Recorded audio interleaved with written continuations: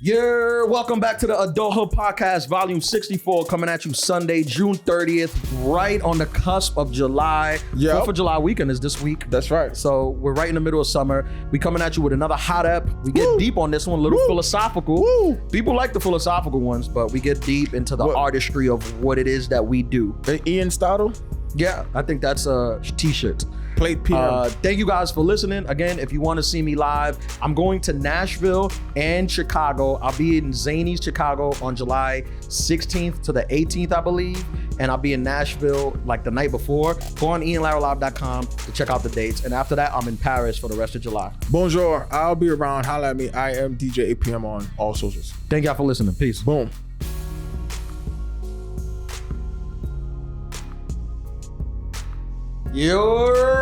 Yes, sir. We're just a couple days off shy of July. Yeah. This is the Adulthood Podcast, the #1 health and wellness podcast in the hood. I think we finally got to make those shirts. The #1 health and wellness podcast. In the hood? In the hood, yeah. Don't steal our idea either. Maybe we'll make those shirts. We can make the shirts. Yeah. People want the shirts. People have been asking since episode 1. Yeah, people been asking for shirts. If you haven't heard of us, this is the #1 health and wellness podcast in the hood. Which is two bros, is Marty B and Johan de Zohan. Marty's the producer, Johan's the sound engineer, and we just get together every week and try to figure out adulting in the hood. We're like your free therapy.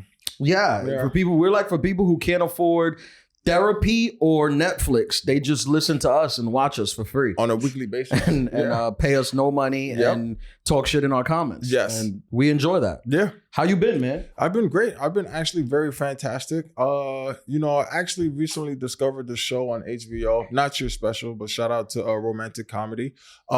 Sex and the City.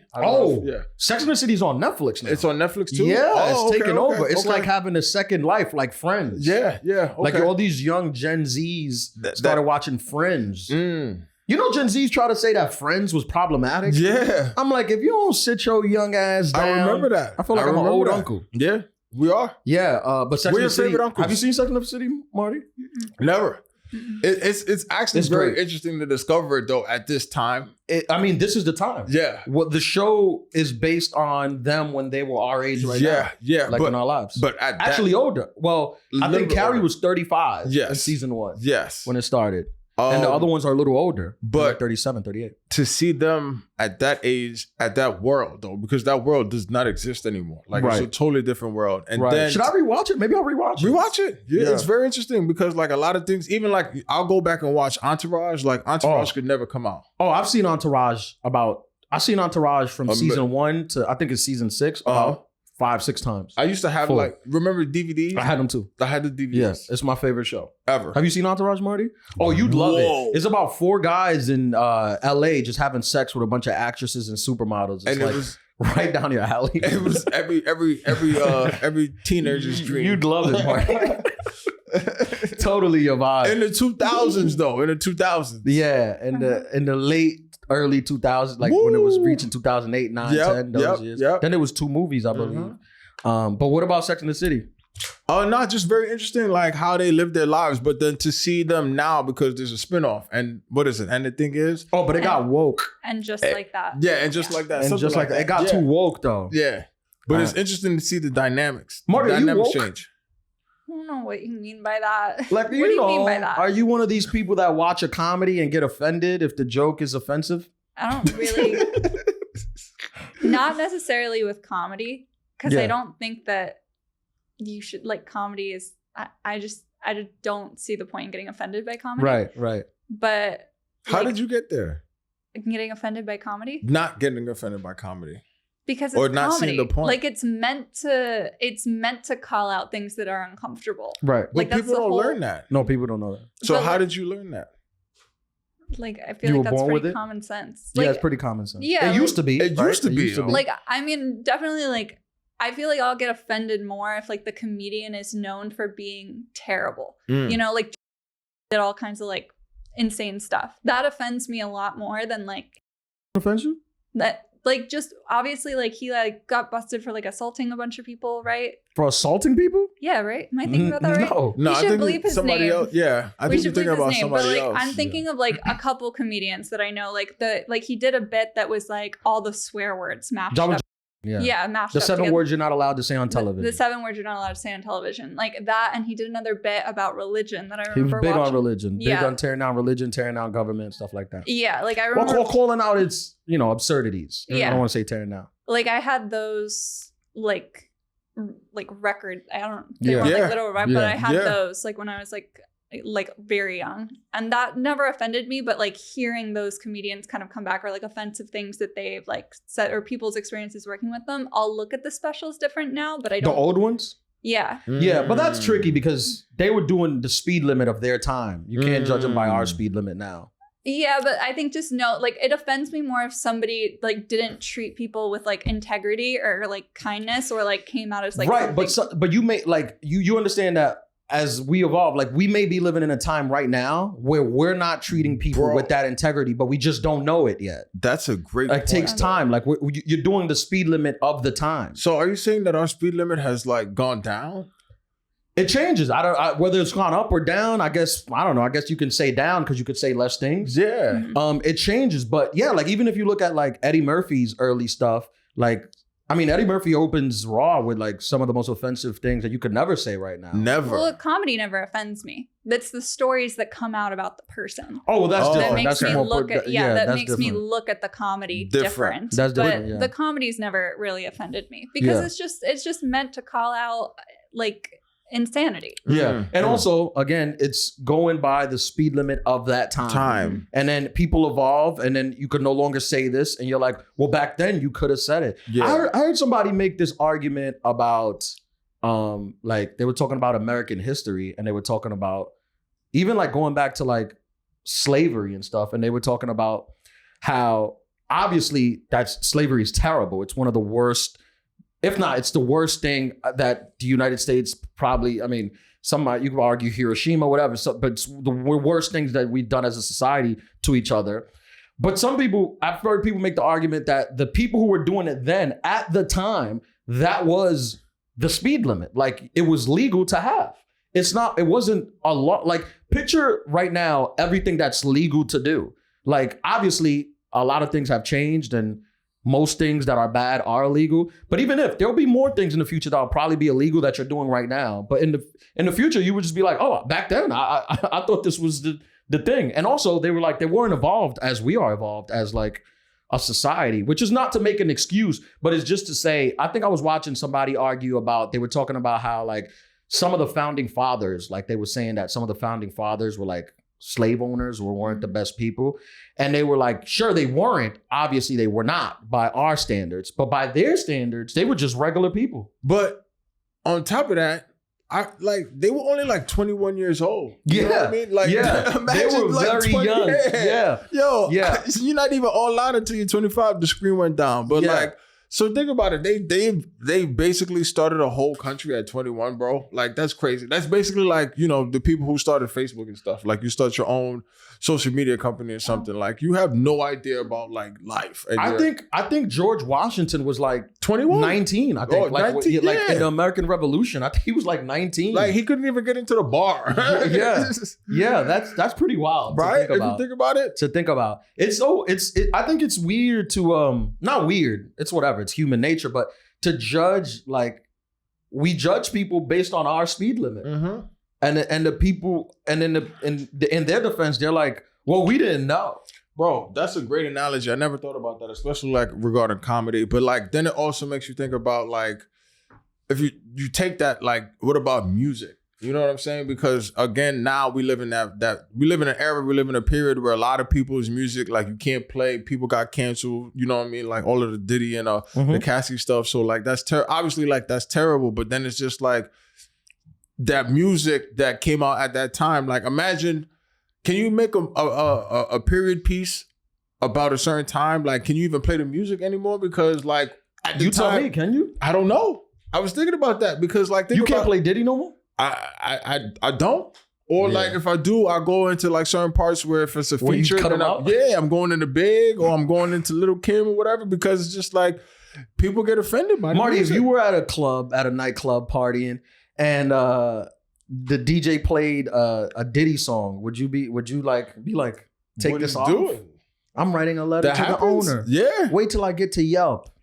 You've said this before. I've asked this? Yeah, you've asked this before. What artist? Which one? Because I know Diddy wasn't canceled yet, I believe, when I asked this. Well, R. Kelly? R. Kelly. Yeah. I liked Pete Davidson's take on it, where like you can enjoy what they did, but you have to like give $1 to a nonprofit for the cause when you do it. Like you can still, but I also like probably not just because I wouldn't go to listening to the music, but I also wouldn't like necessarily, I don't know that artist very well, so I probably wouldn't place it. But I think that... Okay, I feel like you're too disconnected from this question. Let me personalize Use it a little Taylor Swift. Taylor Swift. Let's say Taylor got accused. Let's say Taylor, it came out that Taylor was beating men.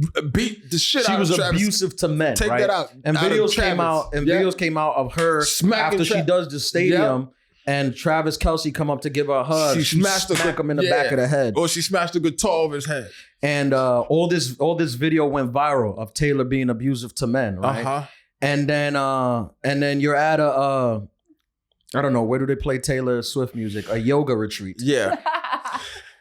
And in Des Moines. Yeah, and a Taylor Swift song comes on.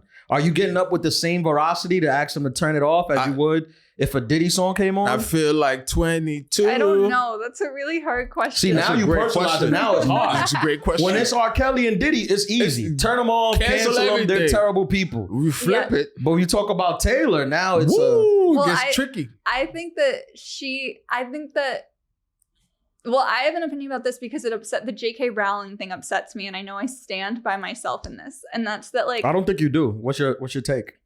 That you cannot agree with her and also still not take her accomplishments away. Sure. Like I think most people agree with that. Like, do they? I don't think most people agree with her. There's people who live in the real world, and there's a small percentage of people that live on the internet. And it seems that the people on the internet have the loudest megaphone. But in reality, most people are kind of in the middle. And the internet operates on extremes. If you say a comment like what you just said, who's in the middle, you put that out on the internet, that doesn't get enough traction. But if you say like she should be stripped of all her accolades, and all her money, and made to be unhoused, that goes viral. That draws people's opinion. But most people don't exist in this world of extremes. No. How many people you run across who are actually extreme in views? Not that many. Not that many. You don't have time. No, most people are like in the middle.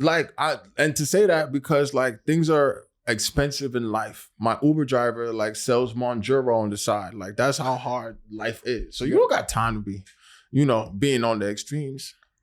That makes sense. I mean, I feel like I've met a lot of people that like immediately are like, J.K. Rowling's not a vibe anymore. Really? Like that they've well, said I mean, to in me. your world. But then you come are they from like a world of people who walk 19 miles a day with a stone in their pocket. That's or crystal. Yeah, crystal. That's but then are they still like that's a certain type of person? Expecto Patronum. Well, I feel like we don't take like accomplishments away from like older white men. Like we don't take Walt Disney's accomplishments away from her. Like you bring up a good point. Her? Like we don't take away from him. Yeah, we don't take his accomplishments away from him. He did a whole ton of insane stuff. We don't take, like what? Like he was super anti-Semitist. He stole the idea from Mickey Mouse from another artist and didn't give them any of the credit. Like he wasn't like a good person dude in that sense. Like we don't take, people still drive Ford cars.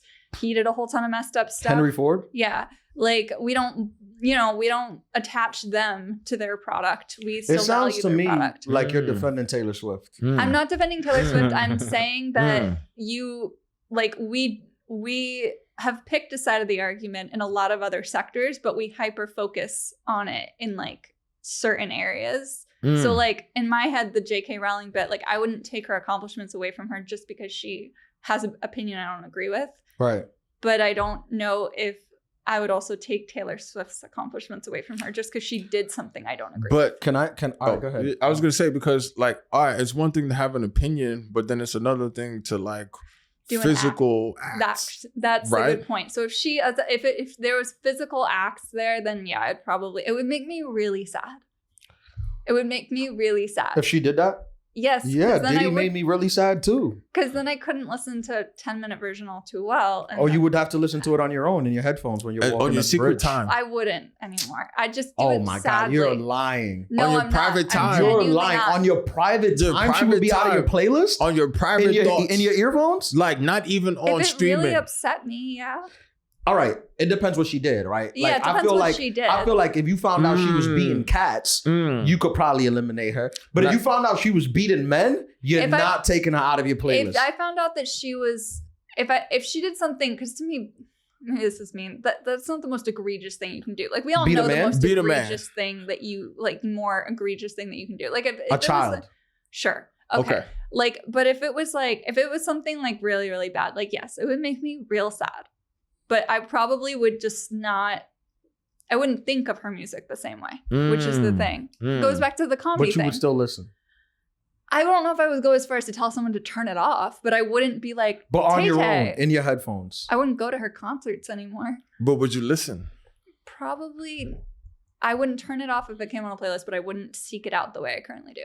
Okay. I wouldn't like do album drop nights. You brought up a point with the Henry Ford and Walt Disney. Walt Disney. But I think there's a fair argument to be made that it's different if your contribution to society is artistic rather than a physical contribution, right? So it's like if the person who invented electricity was like a huge racist, I'm like, that's cool. I'm still using electricity though, right? I need power. Right, I need power. Like if you know, I think it would be cooler if everyone who was a terrible person had to contribute something great to society. Then it would be kind of nice. But Disney doesn't fall under that. You don't need Disney to exist in the world. Disney, like, have world, you not seen Lion King? You don't need to go to Disney World and like the whole. Right, but Walt Disney died years ago, right? The people, when you support Disney, the people that you're supporting now, like the artists, the creators of the cartoon, like the people who make all the stuff, the people who work at the park, the people who make all that stuff, those are just like everyday people. They have nothing to do with like Walt Disney's anti-Semitism. So it would be kind of weird if you made them lose their job because they're like, I love Jewish people. I don't know. Yeah, but couldn't you? Matzo mac and cheese. And he's dead. I don't think it's the same thing as musicians. You're right. I don't think it's the same thing as musicians. But I do think that like the logic in my head is similar. I was going to say that also, like, genius is it's like a fragile thing. It's malleable. It's malleable, but what's that mean? Can we sound like Kanye West? No, he's about to go on Kanye rant. That's what I was going to bring up about how the Gap won't hire him. Like, malleable. It's like, what's malleable mean? Malleable, like you can form it. It can take any shape. And what were you saying? I was saying that like it's very fragile. Genius is malleable. Yeah, because like, and you bring up a good point. Kanye, like, you listen to his early stuff, even like. It's actual genius, but then it's just like genius doesn't translate to being socially like aware or like social awareness. You know what I mean? So it's just like the way it spins is crazy. I mean, for me to turn Kanye off, I mean, I don't know what he would have to do for me to turn early Kanye off. I might not listen to your new album, but Late Registration, you have to spit in one of my kids' face. Bro. And even then, I'll be like, but Late Registration is a classic. What did you do? This is different. This wasn't the Kanye of today. This is not the Kanye that spit in your face, this baby. This is Kanye of yesterday. Yeah. He's evolved. He's changed. Yeah. I feel like, all right, could we just agree that maybe don't listen to the new stuff? But the old stuff should be grandfathered in. But and it brings up why hasn't anyone brought this point? This is a good point. Yeah. Old stuff should be grandfathered in. Just don't support the new stuff. I think also, bro, it brings up like a lot of internal conflict because I've been thinking about this a lot because it's like, music, as subjective as it is, it's also objective, but it's also like you have memories with like songs. You know what I'm saying? Certain songs and they take you to like a period. Of course. So then it's just like, damn, this what happened trumped those memories. You know what I'm saying? Like I remember what is it? Like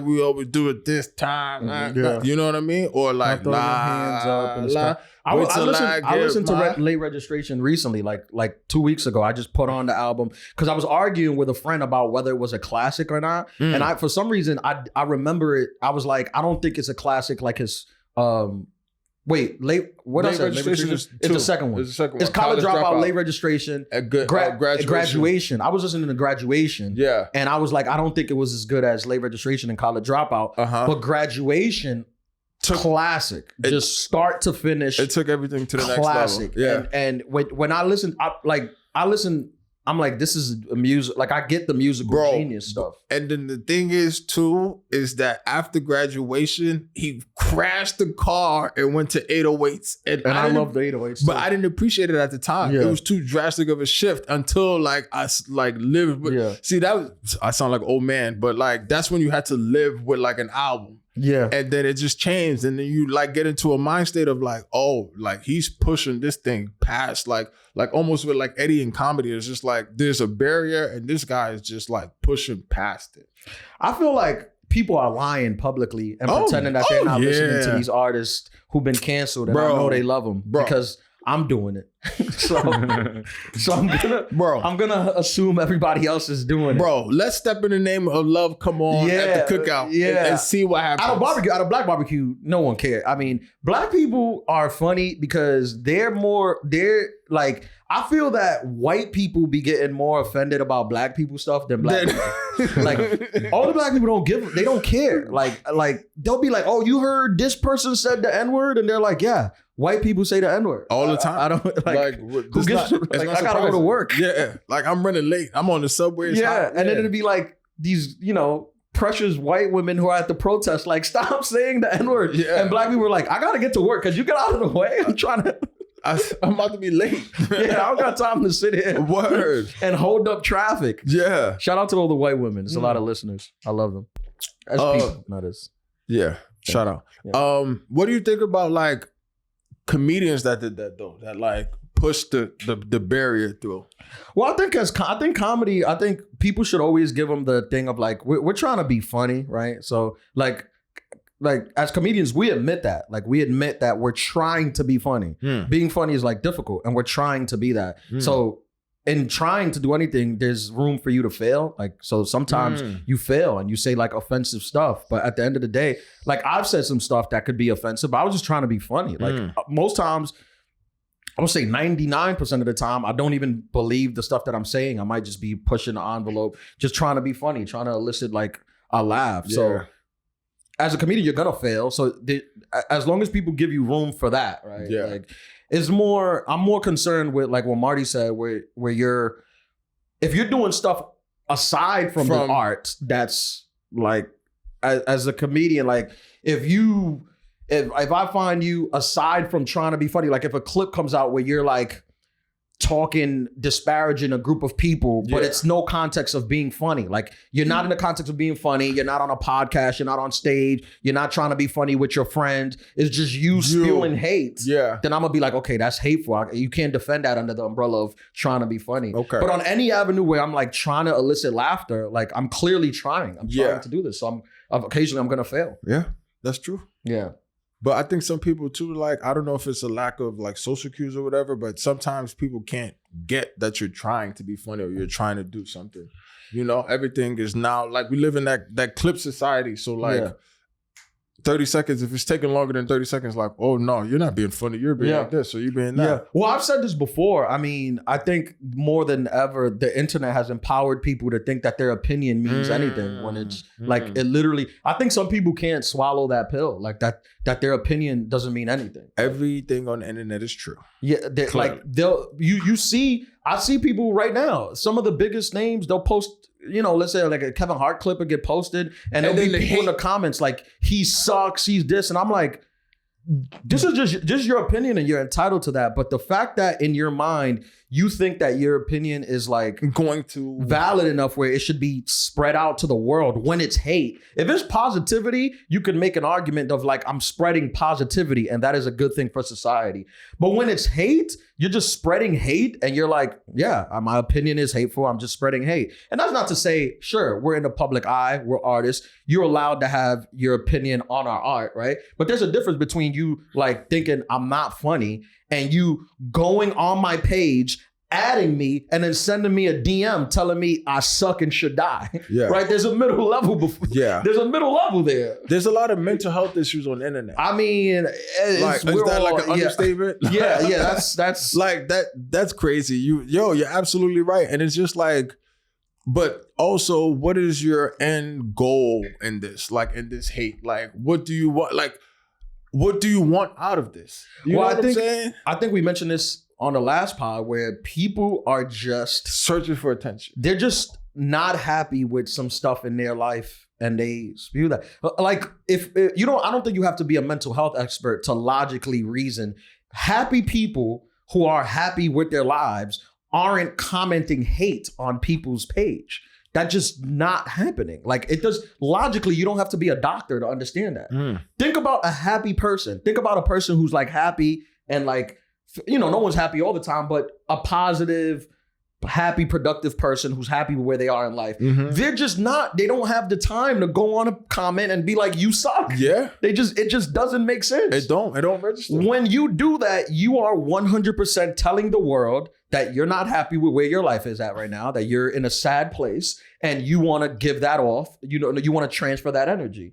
That's why a lot of times before, when I used to get like hate comments, I would comment like super positive on them. Like people would give me hate comments and I would be like, it'll be, if it was like a guy or a girl, I would be like, yo, bro, I don't know what you're going through in life right now that's causing you to like comment on a stranger's page talking like this.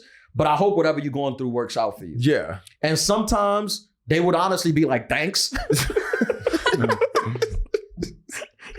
Sometimes they would be like, thanks. And then sometimes they would delete their comment.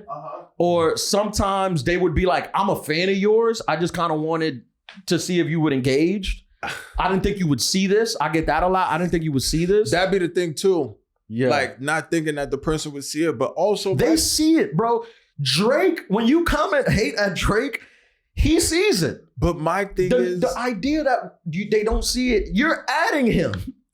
Yes, he has millions of followers. Yes, he got, but when he's scrolling, he sees hate. He might not see your specific one and single it out, but if a ton of hate is coming, it's gonna and you're contributing to that. Do you see that as an artist? Why would you not? Why would you think they don't see that? But my thing is also too is just like hating from a page where like you disable comments so nobody can't at you and your page is private. I get that a ton, bro. Oh my God. And I'm just like, oh my God. First of all, I get disappointed in myself for even using the brain cells to even like ponder about this. Me too. But then it's just like, yo, what type of person are you? Like you are, first of all, you might be a bot, honestly. Like that's what I'm thinking. Like it gotta be some kind of AI. Or secondly, it's just like, damn, like, so you basically lack courage too. It's like throwing a rock and hiding your hand. Like people who will comment hate and then you go to reply to them and they're like, this person doesn't allow you to reply or comment on their page and they got a private page. I feel the most sorry for them because I'm like, damn, like this is really like you're really not happy with like where your life is. And again, not saying that you're not allowed to have an opinion because sometimes people hit you with that. With like when you hit them back, they'll be like, whoa, you're a comic. You can't take it. You need to be. If you're in the limelight, you should be able to take it. And it's like, no. I can take it. I get it every single day. I can take it and I'm still happy and I'm fairly successful. So I can take it. But I can still acknowledge the fact that you're doing it and I can make fun of you for doing it and I can talk shit about you for doing it. That's still allowed. One time I had this guy talking crazy, like he said some crazy stuff on my page. And I was about to go and I clicked on, I was about to go to his page and start talking shit to him. And then I went to his page and his whole page was like all like Crip flags from like Long Beach. It was all Crip flags, like wrapped around the eye, like just eyes showing, just and like I think the bio was I wish a nigga would. I was like, all right. Nope. I was like, you know what, bro? You got it. Just enjoy your day, man. I don't want no problems, man. No I was smoke. like, you right. I do look like a homo. Yeah. That's crazy. Super Crip. Yo, that's crazy. When your bio is I wish a nigga would. You had Super Crip press you on IG. Yeah. I was like, all right, bro, whatever. Man. Yeah. Nah, that's definitely crazy. It's definitely crazy. And then like you said, like you end up feeling actually more like sorry for this person because you're an actual person and that person is like going through whatever. And then like I just don't understand. And like, honestly, I think that a lot of people need some kind of help. You know what I mean? So we all need help, man. Adulthood Pod, we'll help you out. Yeah, we all need help. That's one of the things I think people like the most about us. Especially like those episodes where we really got like, where we spoke about like, you know, dealing with the artists are generally tortured people. Like even man. We you know, we try to be positive, we try to be things, but you just can't help but constantly feel like you're failing. You just can't help but feel that. Bro, especially as life like progresses. Like I was talking to somebody the other day and I was just like, you know, you get into a point of like the seriousness of life. And like you were talking about Ian's like resting New York face from the last episode, but it's just like also like if you're a thinker and you're thinking about things all of the time, you kind of just like don't have, it's not that you don't have joy, but if you don't make like joy and intention of yourself, you'll just be like in a state of like, especially living in New York. Bro, art just went, and again, I'm not trying to sound like some pretentious, you're an artist when I'm doing dick jokes at a funny hut on a strip mall in Oklahoma. Protesters outside. I'm not exactly Picasso here, but yeah, I'm just saying when you're creative, when you create stuff, it's just, I think the notion of being a creative just kind of pulls you into just always thinking that you're not good enough. Like that's just the art of creating. I think a lot of times when you create, you just make something and you just think it sucks, and then you put it out there, and then people respond well to it, and you don't deep down you don't think it sucks. Like deep down you think it's good. You know it's good. But then you start questioning and doubting yourself. Bro, the worst is putting out mixes, like recorded mixes. That's why like my SoundCloud isn't as robust as it could be and it should be, because I record a mix and I'll mess up on a transition or I'll mess up on a scratch where nobody can hear it. Like it's very minuscule, but to me, I'll obsess over that messed up blend or that messed up transition, and I won't put it. I have like almost 100 mixes sitting on my computer that I haven't put out just because of one or two things, you know? Because like it's also like that perfectionist, and you find different areas to critique it, to make it better, you know? Yeah, no, I mean, I get that. I'd argue that it's not worse than like, that's like you're at least it's your skills with the mixing and the blending, but at least the music is somebody else's work. It's prepared. Right. So in like comedy, it's like you. It's you. Yeah. It's like when you tell somebody like this sucks, it's like, I wrote all of this. I wrote it. I thought it would be good. Yeah. Like, that's pretty personal. Bro. That's pretty personal. But again, obviously they are comedians. I'm sure like there are DJs that you see that you think suck. Yeah. Obviously it's art. It's up for interpretation. That's fine. But I don't go out of my way to tell them this. I think also, in fact, I do the opposite. I try to like motivate them. That's the thing too, where it's just like, if you've been doing it for a long time, it's more so like, yo, you know, maybe you should work on this. It's like always constructive, because on the flip side of that, people don't realize how difficult it is to perform for people. Like I can't, like you said, so like you're just doing you on stage for 30, 45 minutes, but like even playing other people's records, you'll have a crowd just look at you like, bro, I paid $100. Super Crip was in there. I paid $100 to get into this club. Yeah, you better play some. Bro, I was doing a show just a couple nights ago. I was doing a show where the audience was literally listening to me. They just didn't find it funny. Can I give you guys summer reading? Sure. You both need to read Big Magic. Big Magic? You both need to read it. Who's just that from by? Your last conversation. We need an adulthood book club. Isn't That's that a like t-shirt. a movie about a stripper? Big Magic is written by the woman who wrote Eat, Pray, Love. And Okay. she wrote a book 100% about creativity. Here we go. Like it's the best book about creativity that I've ever read. Big Magic? Yeah, it's called Big Big Magic. Magic. Summer reading. Summer reading. Yeah. Both of you should read it. I'm going to ask you every We're going to recording. start a book club. We're gonna start a book club. We still got an adulthood book. That's a t-shirt. Adulthood book club. Yep. I want to give a book too for recommendation. A lot of people, it's one of the most popular books. But if you haven't read it, read The Alchemist. When it comes to like, and it's not necessarily about creativity. It's more about the story is more about finding your true passion in life and not feeling and running away from being comfortable, and how great things could come from the uncomfortable, which is 100% true. A lot of the stuff I do, I go out of my way to be sometimes uncomfortable because at a certain point you could build a life where comfortability. This is why they say a lot of comedians, once they get super famous, they no longer, I've said this, they no longer are as funny as they used to be because now they're very comfortable. A lot of like the best things in life, I feel like come from uncomfortable. Yeah, that's a very big fact. Yeah. Oh, you're gonna show you that tattoo? No. Okay. I think it's scabbing. Yeah, okay, no doubt. How long does scabbing period last? It depends on what you put on it. Like maybe like a week, 2 weeks, depends. 2 weeks? Yeah, depending on the shading too. Yeah. What was I gonna say? Speaking about The Alchemist, what do you think about Pharrell's new movie coming out? He's doing his biopic, but as a Lego movie. Mm-hmm.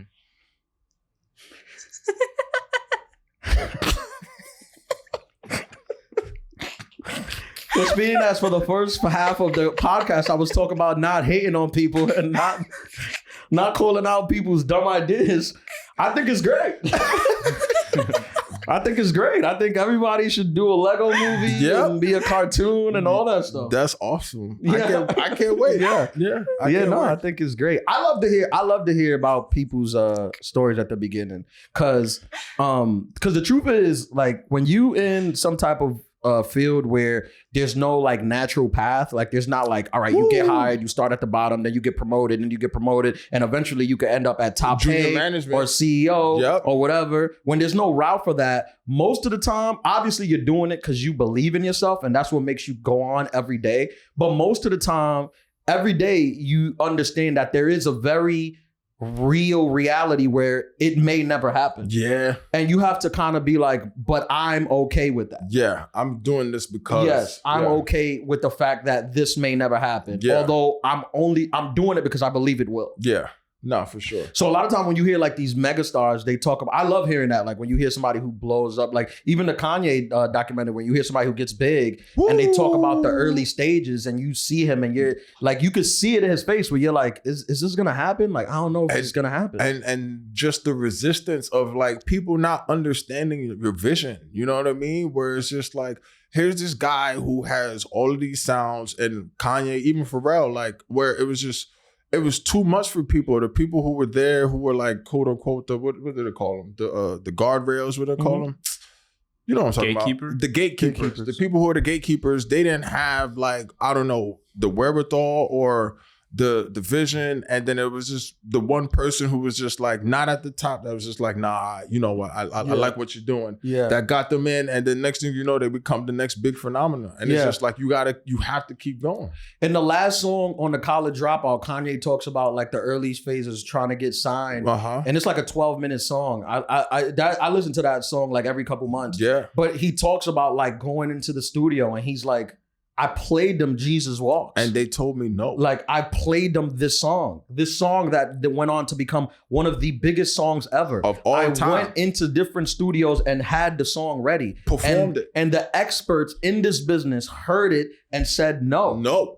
Like, that is an artist's path 100%. Yes. Like, where you're like, you may already have created the thing that will make you hugely successful. Yeah. And that's the thing also now, like when you pop, especially like in the entertainment industry, like when you pop, when you get something going, when you get that momentum where like now every door opens up, your phone doesn't stop, everybody wants you in their thing. Once that get going, people like to be like, where you been? And you're like, I've been here. Literally for I've been here. Years. I've been doing the work every single night at every single aspect. Like your job as the gatekeeper to find the people. You didn't find me. That's on you. That's not on me. I wasn't hiding. I was putting the stuff out. Yeah. Well, I think that people, like executives, are trained to look at what has worked in the past and then emulate it to continue to make a profitable product moving forward, which is the opposite of what pushing the boundary and art is, and the opposite of what will make money. So if AI was going to replace anything, it would be executives easily, because they're only trained to look at what has worked. Yeah. But I mean, you can see this now with the algorithm. I think I'm not so looking forward to AI replacing executives, because even now with the algorithm, you can see that AI doesn't have the thing that you need a person to see, because AI will push forward some of some work is great, but some work you're like, this is nonsense. This is garbage. And for some reason, the algorithm takes a liking to it. And now you have a megaphone to millions of people. And I mean, if you go down, if you just search through Instagram for whatever field it may be, whether it's comedy, DJing, acting, whatever it is you're trying to pursue, if you just look through Instagram, you know that some of the people with the most followers are not the people that deserve this type of, they're just not the best people at the thing. Yeah. You know, and it's no hate to them. I support them.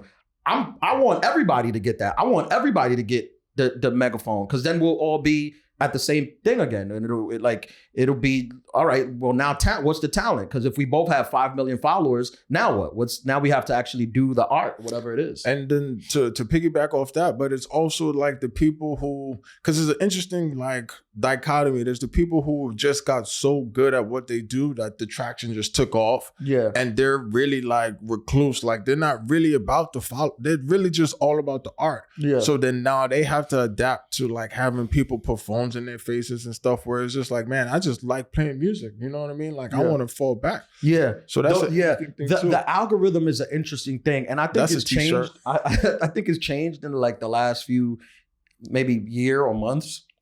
But the notion that a computer, just like literally, it's not a person. It's just a computer that was designed by people, can take your page, no matter what you do. Like you can do nails, you can do whatever it is. It can take your page. It could take a liking to your page and open you up to the entire world. And all of a sudden you're like famous, which before it worked kind of in the same way, where you could get on TV and become famous, but there was people, it was actually humans that were okay in this. And you can, and if something was terrible, you could blame the human that approved that. But now you can't. It's just, it's honestly, when you weigh the good and the bad, it's helped more people, I think, than it's hurt. Because it's made a lot of people millionaires. It's a double-edged sword, absolutely. It made a lot of people millionaires. It made a lot of people not have, before you used to have to come out to New York or go to LA when you want to work in the arts. Now you could just be in Oklahoma and go viral, and you be just as successful as anybody else. And it's very like niche too, where it's like, you know, when you were, you know, transitioning in the past, especially on TV, you had to get in front of a lot of eyes. Like most people had to at least like be able to recognize you. But now you got people that just do Lysol cleaning reviews. And like anybody who's in the Lysol cleaning review community, like that's Charlie Lysol right there. He Lysol the whole frick. That's what's funny about the algorithm, that it'll get you so specific without you even trying. And now you gotta cater to this group. Like we had the clip about the barbershop when I like the me getting a new barber, that went viral. And all of a sudden, so many barbers are following me. The DM is crazy. And I'm like, y'all gonna unfollow me. I don't do barber content. Yeah. This was just one video that went viral with barbers. I got one friend. I won't say his name, but he told me that he's like autistic, right? And he told me that he made a couple jokes about autism, like the stuff that he deals with. He's like, so now his whole fan base is autistic. That's fine. So now he's doing shows, but he's like, but these I don't necessarily want. Like, he's like, I don't want people like me at my shows. And I thought that was so funny. He was like, I don't want people like me. He's like, everyone is just like me. He's like, I wouldn't want me at my show. At a show. And I'm like, that's hilarious. That's hilarious. That's so true. There's people that make a joke about like nurses, and all of a sudden now they're the nurse guy. The nurse king. Yeah, now all the nurses. Yep, it's true.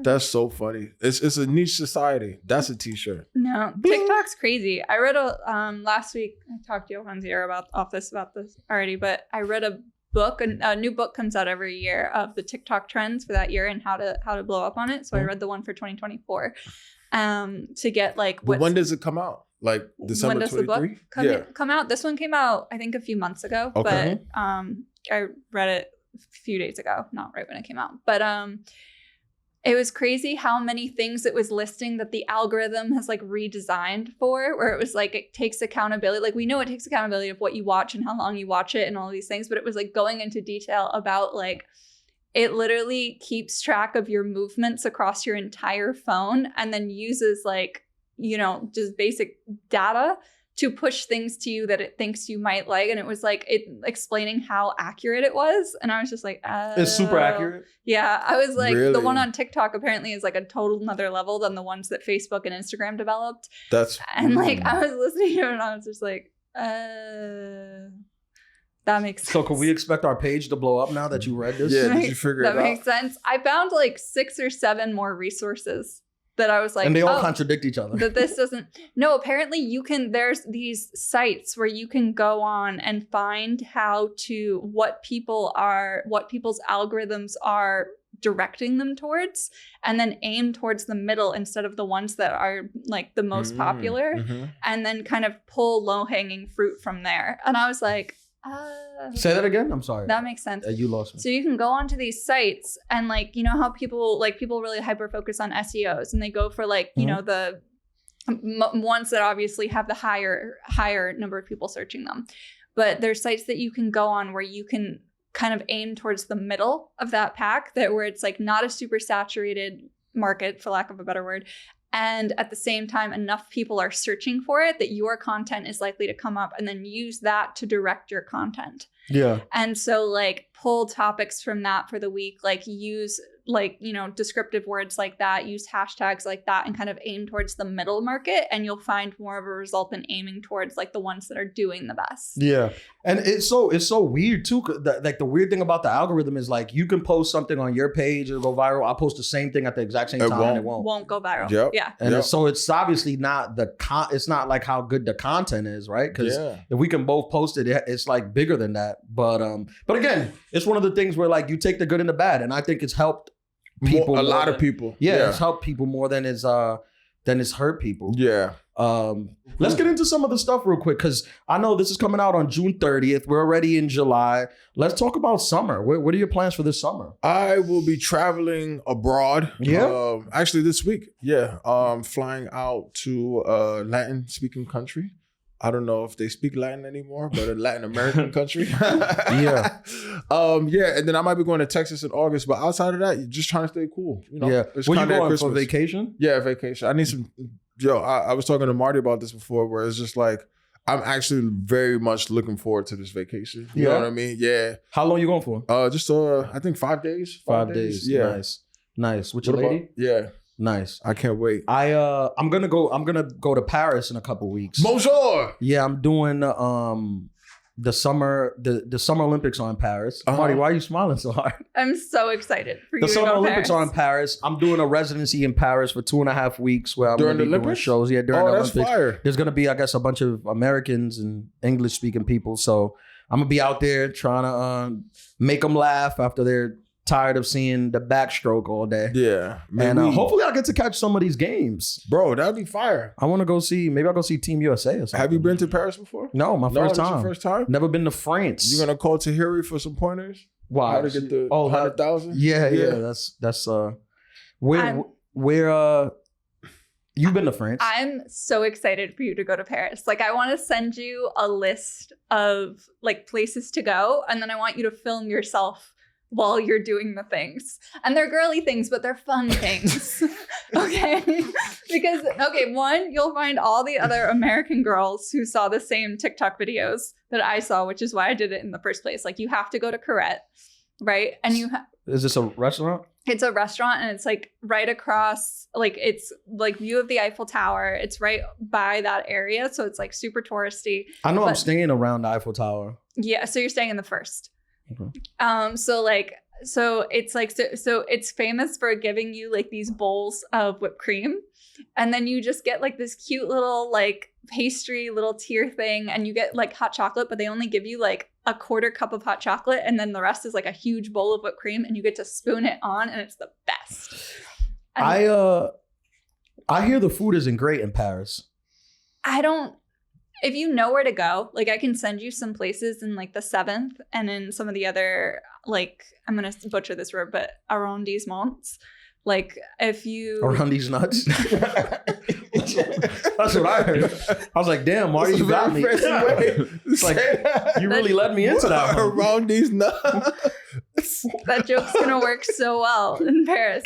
No, I thought you got me for a second. I was like, damn, I was not expecting that one at all. It's like, I think the name of the place is Around These Nuts. It's good. It's not bad. It's good. Have you been writing? No, I didn't say it that badly. Okay, but there's a lot of really good places to eat in the 7th, and there's like a lot of there's a lot of thrift stores that are really cute and really fun to go to that have just like really, really cool things. And they're also like Parisian thrift stores are like ruthless. Like here, if you go into a store, like chances are they want you to buy something, so they'll tell you if it looks good or it looks bad. That's not true in any clothing store in Paris. Like I think somebody did this. I don't remember who it was, but it's very true. Like if you go into a thrift store or any store, they'll tell you point blank if it looks bad. Like they're offended you tried their clothing. I like this. And they'll be like, not enough people are telling people they look bad. True. I mean, look, I don't think you should do it in the comments, but if you get a shot in person, yeah, let them know. That looks terrible. What are you doing? Like, are we animals? You can't go out looking like that. I went for my birthday last year and I was like, I'm going to get like a really cute birthday dress. And so I kept trying on all these dresses at thrift stores, and one woman literally wouldn't let me buy the dress. She said it just doesn't look good on you? Yeah, she was like, you can't have this. And I was like, but I want it. And she goes, I don't think so. Not for you. That's what I would do if it was my store. You ain't going to be wearing my clothes looking ridiculous. She wouldn't let me What do you think? What do you think is like one an honest truth you had to tell somebody that that was like tough to say, but you just had to be honest? Breath. Yeah, like that's not that hard. No. Like I'm talking about like halitosis. Like yeah, but that's not that hard from the diaphragm. I feel like any good friend would want you to tell them that. No? I know where you're coming from, but I'm talking about like where it's just like it's offensive. Like so how'd you say it, bro? Like in the most earnest way. Like I think your breath. I think it smells like shit. That's what I wanted to say, but it was more so. Like, bro, I think you got to get this checked out. Like, I don't think that this is like just, like brushing teeth. This is coming from your esophagus. I don't think this is legal. I don't think legally you allowed to be walking around talking, like this. Yeah, you can't be shooting your shot like Marty, what's one truth you had to give? Probably, I feel like it's more around people not being helpful. Like a situation, like when somebody says something. When someone says something where you're like, "This isn't smart and helpful," like I don't want to be like. It's hard to be like blunt. I feel like those are harder for me because any personal hygiene things, like those are pretty simple to correct. But like if somebody's like simple to correct, really insistent that like they know what they're doing, and I'm like, no, you don't. That's hard because you have to like break down a belief. Johan, what about you?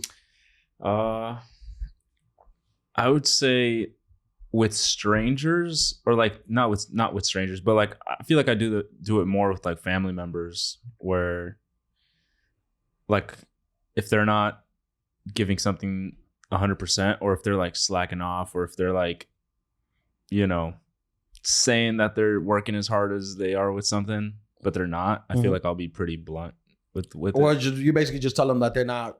They need to work harder, or they need to. Yeah, it was like, or they just need to stop doing certain things and really focus on what it is that they say they're doing. Yeah, I'm like that too. I'll be honest. I feel like in my family and group of friends, I'm the person you call when you want like the unfiltered truth. Want the truth? Like everybody, they don't like it.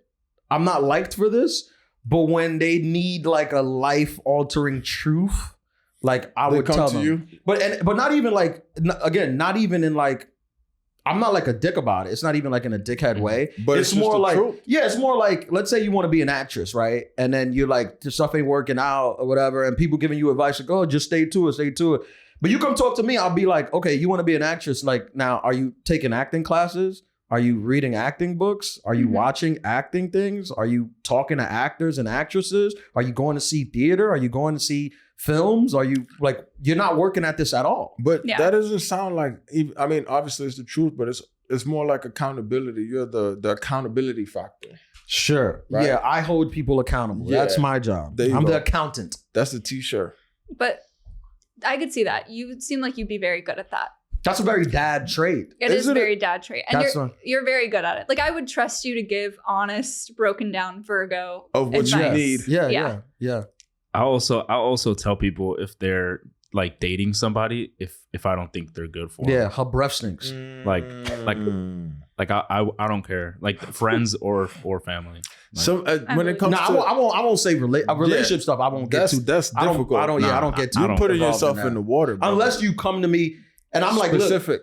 Look, now I got to tell people, because some people come to talk to me and I'm like, look, I was minding my business. I'm home. You came to my house to talk. So when I start telling you my opinion, don't get mad like I'm volunteering this. I was minding my business. You sort this out. You sort this out. Right. You sort this out. So I'm going to tell you the truth. I feel like I also come from a point where I wish somebody would have told me when I was in like a shitty relationship. Like your girl's a maniac? Bro, yeah. But the thing is too, sometimes you'll be in that situation and you just won't listen. Like I've been in that situation too. You won't listen, yeah. Everybody was giving you that feedback. There's something to be said about someone telling you. Multiple people. Yeah, no, I'm saying like you still want the people that love you and care about you to tell you, even if you don't listen. Oh, okay. Like the right people. Because in the future, when they don't, and then you speak to them and they're like, oh yeah, I knew that she was a whore. You're like, yo, why you ain't tell me? And you're like, I tweeted it. You don't follow me on Twitter? I tweeted your shorty is I put the unicorn yeah, exactly. I think there's a way to do it. I can be some people do complain that I am too blunt, but I'm never like mean like that. Like people take account of like when you try to hold people accountable for their own stuff, they like construed it as mean or like thing. And I'm like, I ain't say one mean thing to you. I try now to like I'll try to get to a conclusion by asking you questions. So instead of me being like, you're not doing this, I'll be like, how much time are you spending doing this? Yeah, what are you doing? And then you should be able to, once you say it, you should hear yourself. And at some point I'll keep asking questions. And if I feel like, I'm like, are you seeing where I'm getting at with this? And most people are like, yeah, like it, like when you're mad, you like, oh, you mad you didn't get something. It's like, okay, but how much did you work at this what thing? Work did you put in? Because the people who want it are working like this. Like I'm in the comedy scene in New York City. I go to LA, I go to Austin. I've been in every major comedy thing. I've been in London, in the world. So I know what the stars of tomorrow comedically are doing. Like when you look at like who's blown up in the last few, like the biggest comic right now, young like rising comic is Shane Gillis. I knew Shane when he moved to New York. Shane was hustling his ass off. Not only is he like a world-class talent, but he was hustling his ass off. I know what Mark Norman was doing before he was big. I know what they all were doing before they were big. So if you ask me a question, I'm like, are you doing this? Because that's what they were doing. So I don't care how talented you are. If you're not willing to do what they're doing, then what are we talking about here? Come back when you're doing that. If you're doing that and it ain't working, then we can brainstorm. We gotta find a new plan. Yep. But until you're doing that, there's no conversation to be had. No, I could see that. I think it's interesting because somebody asked me, I won't out them, but somebody asked me, like they were confused about what I did. And they were like... like on this podcast? Like just in life. Like they were confused about my job. Sure. They like didn't understand the concept of podcasts in general. Sure. And they were asking me about like comedians that I worked with. And they were like, they go, yeah, but I don't get it. How did they get to the Comedy Cellar? And I was like, I don't understand that question. And they were like, well, like who picks them? Like what is the Harvard of comedy? And I was like, I mean, I could name... It literally is the Comedy Cellar. Yeah. And I was like, I mean, I could name things that would get you to the Comedy Cellar, but I don't know if one thing necessarily, like I was like, it was interesting how they were phrasing the question because I think in a lot of people's minds, art is something that you're plucked out of a crowd for. They think that, yeah. And if you They think you just have the skills. if you're in corporate, you believe that art is something you were plucked out of a crowd for. Yeah. And I literally had like a 20-minute conversation with this boy who just couldn't compute like a work ethic in the arts. Yeah. And like a work ethic in the arts, I'll argue, is harder than a work ethic in any type of mainstream medium. That's very true. Because in the art, you don't have those checkpoints that let you know you're on the right path. You kind of just you talk to people and they'll kind of be like, yeah, keep going. And that's about it. Like, it'll be like, keep going for years. And it's no like, and then you get to like one of the things that you may consider a checkpoint, and then the next one won't come for another few years. And this whole time, you're not being paid. Yeah. So it's very difficult. What were you going to say? I was going to say that like you learn to deal with no. You learn to deal with resistance. You literally are figuring it out. Like the plane is crashing and you're figuring it out until like you can right the ship. Well, no has to be your baseline. Yeah. You have to operate from a position of no. Yeah. Like that is what it mostly is 98% no. And then when you get the yes, you have to be on like, oh, I got a yes. Especially like once you start climbing those different plateaus, like reaching those new levels, because there, not only is it work ethic, but there's also like, people don't realize that with the arts, like there is professionalism. You know, there is like you were talking about with Ian, like, all right, turn it on. Now it's time to turn it on. Like, can you show up? Can you change the crowd in the first 2 songs? What's the first song you're gonna play? What are you gonna say on the mic? Like, there's a level, and then it's not until you go through it that you realize, like, oh, like I feel like a lot of people don't respect the apprenticeship part of it, because like you were saying about seeing the Shanes and the Gillis, is like you see other people going from like different levels and like the intense work, the intense focus, like, all right, like doing multiple spots in the night. Like I saw Ian do that. I'm like, that's crazy. He would just go in and boom, hitting them with jokes. For years, you got to do it. And you got to be comfortable with no and be prepared for that yes. But honestly, being prepared for the yes is not as complex as people try to make it seem. It's really just, you just put in the work, right? You just put in the work, you'll be prepared. Yeah. If you go and train at the gym every day, when the race comes, you're prepared for the race. You're prepared because you did it. It's a part of your habit. Right, you run 10 miles. Let's say you run 10 miles every day, right? Every day you run 10 miles. When the time comes, you got to run a big 5K. You're like, wow, I do 10 miles every day. I can do this in my sleep. Every day. Right? But then there's people that run 1 mile every day. And try to shoot for the 5. And then they shoot for the 5K. They don't make it. And they're like, why didn't I make it? I'm like, well, you ran a mile every day to prepare for a 5K. You tore your hamstring. Yeah, right. It's true. It's true. Right. Where we at? We're good? I think we're good. This is good? We're good? This one was more educational. But we got it across. Valuetainment. But that's volume 64 for you. We're coming at you hot, midsummer. Now we're going into like the summer. What do you want to do for summer? You want to get some guests? People don't like the guests. Maybe we'll get some guests, but if not, we'll be here. That's what people care about. Rocking. People just care about us. We'll be here. Continue liking the clips. Continue subscribing, giving us a thumbs up. Y'all don't know how much you help when you just like a clip or like the video. Like, if you've made it to this point of the video on YouTube, just give us a like. You've listened to the whole thing. I think that's the thing too. We don't YouTube it. Like, we don't like hit that subscribe button, right? What's that? Smash the subscribe button, smash the like button. If you on Spotify, can you give likes? You can give likes, like us on Spotify, right? You can review on Spotify. Give us some reviews. Talk reviews. To us. Let the world know. We talk back of this magic this big magic that we're creating here. Philosophical magic. Adulthood Pod, volume 64. Thank y'all for listening. Thanks, guys.